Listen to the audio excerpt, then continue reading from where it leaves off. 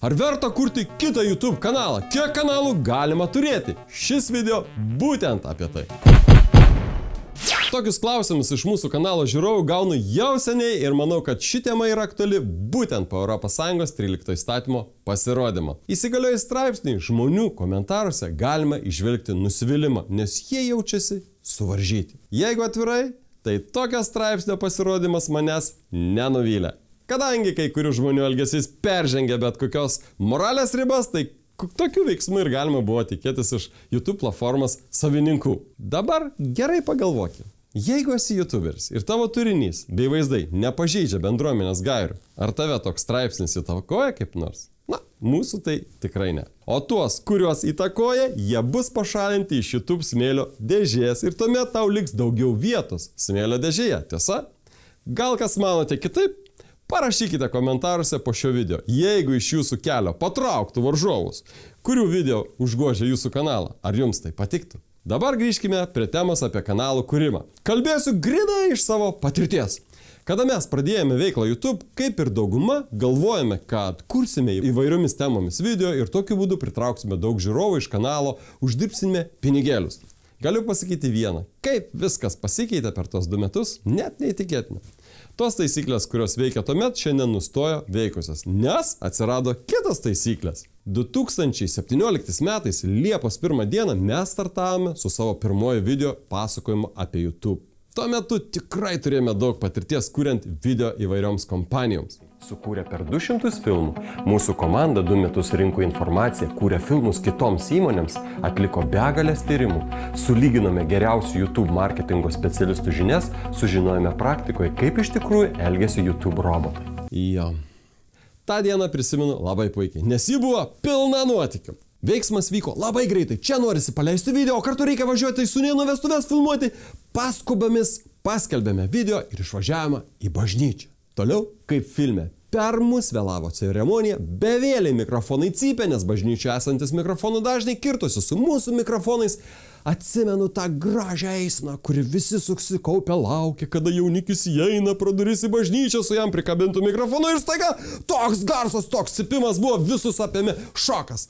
Mes paskubomis bėgom išjungti mikrofonų, liko filmuoti mums tik su vienu kryptiniu mikrofonu. Na, žodžiu, labai linksma buvo. Tarp kitko, Lietuvos bažnyčių kanalo atsiradimas gimė būtent tą dieną ir po mėnesio, rugpjūčio 1 dieną, mes pradėjome bažnyčių filmavimą.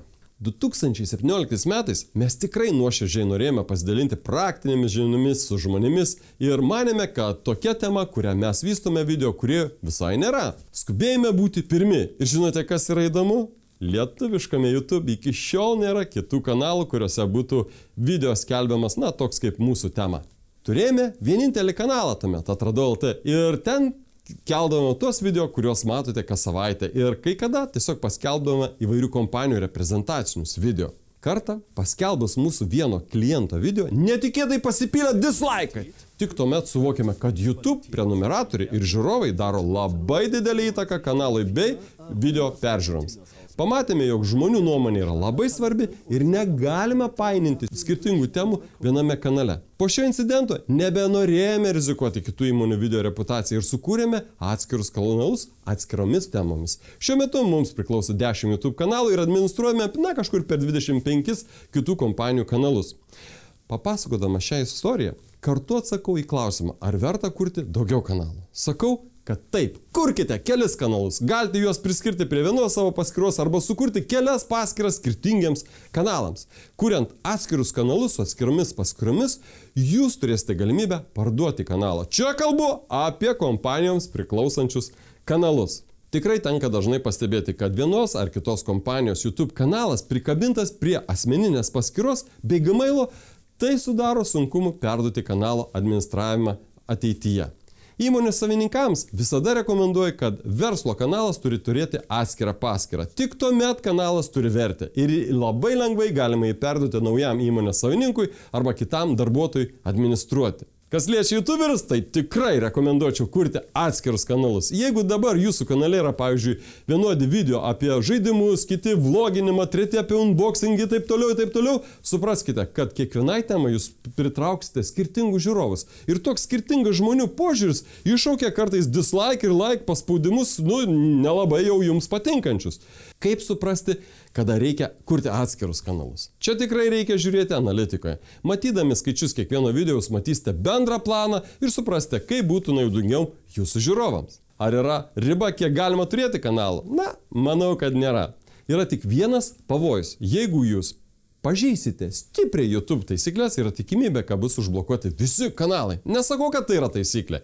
Kiekviena sankcija yra taikoma kiekvienam kanalui ar paskirui individualiai. Todėl verta laikytis nustatytų taisyklių ir viskas eisis kaip per sviestą. Dar ką norisi paminėti, kad kuriant specializuotus kanalus reikia žiūrėti į ateitį ir stebėti Amerikos YouTube televizijos rinkos greitą augimą. YouTube sukūrė televizijos platformą ir prenumeratorių skaičius ten auga beprotišku greičiu. Žmonės moka po $40 per mėnesį už šią paslaugą ir ateityje tai tikrai pakeis klasikinės mūsų televizijas. Todėl pradėk kurti specializuotus kanalus ir įdomų turinį juose, kuris ateityje gali būti įtrauktas į YouTube televizijos kanalų sąrašą. Taip pat bus dar vienas pajamų šaltinis YouTuberiams. Tikrai. Na, o kas liečia 13 straipsnį, pasikartosiu, nenusiminkite ir veikite toliau. Atminkite, nėra blogų situacijų, visada jums yra suteikiama galimybė pasinaudoti susidariusią situaciją.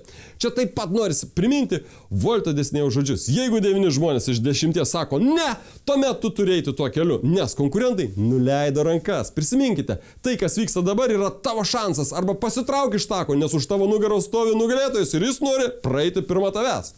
Todėl sakau jums, kurkite toliau savo video, kurkite atskirus kanalus pagal atskiras temas ir nesidairykite į šalis, nes nugalėtojas priekyje mato tikslą. Jis nesidairo į šalis ir nežiūri ir pasiduodančių žmonės.